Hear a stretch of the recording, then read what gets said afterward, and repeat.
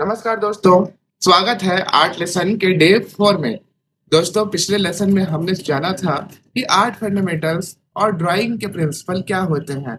आज हम उन्हीं प्रिंसिपल को अपनी ड्राइंग में इस्तेमाल करना सीखेंगे। दोस्तों, अक्सर हम ड्राइंग बनाते समय सीधे किसी वस्तु की पूरी तस्वीर बनाने लगते हैं और यही हमारी ड्राइंग बिगड़ना शुरू हो जाती है। यहीं से एक अच्छे आर्टिस्ट का पहला तरीका होता है पूरी चीज को छोटे छोटे शेप्स में देखना। मान लीजिए हमें एक इंसान का चेहरा बनाना है, तो हम शुरुआत आंख, नाक और होंठ से नहीं करेंगे। सबसे पहले हम पूरी चेहरे को एक बेसिक शेप की तरह समझेंगे, फिर धीरे धीरे उसमें ग्रेड लाइंस बनाएंगे, उसके बाद आंख, नाक, होंठ और बाकी डिटेल्स को सही जगह पर रखेंगे। यही है ऑब्जर्वेशन और प्रोपोर्शन का सही इस्तेमाल।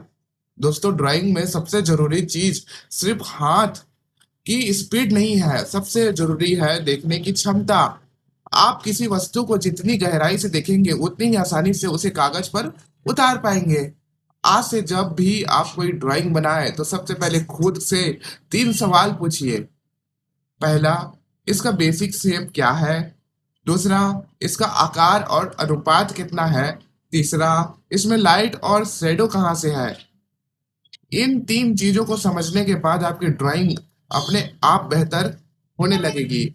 और एक बात हमेशा याद रखिए, गलत स्केच बन जाने से डरना मत, क्योंकि हर बड़ी आर्टवर्क की शुरुआत एक साधारण लाइन से होती है।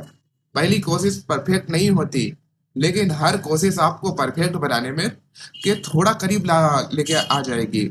मैं चाहता हूँ कि इस आर्ट लेसन सीरीज के जरिए आप सिर्फ ड्राइंग बनाना ही नहीं, बल्कि ड्राइंग को देखना, समझना भी सीखे। क्योंकि जब आपकी आंखें किसी चीज को सही देखना सीख जाती है ना, तो बहुत हाथ उस कागज पर सही बनाना सीख जाता है।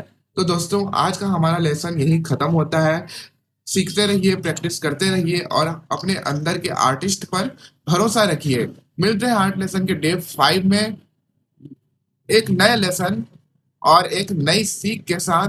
क्योंकि कलाकार पैदा नहीं होता, लगातार सीखने और प्रैक्टिस करने से ही बनता है।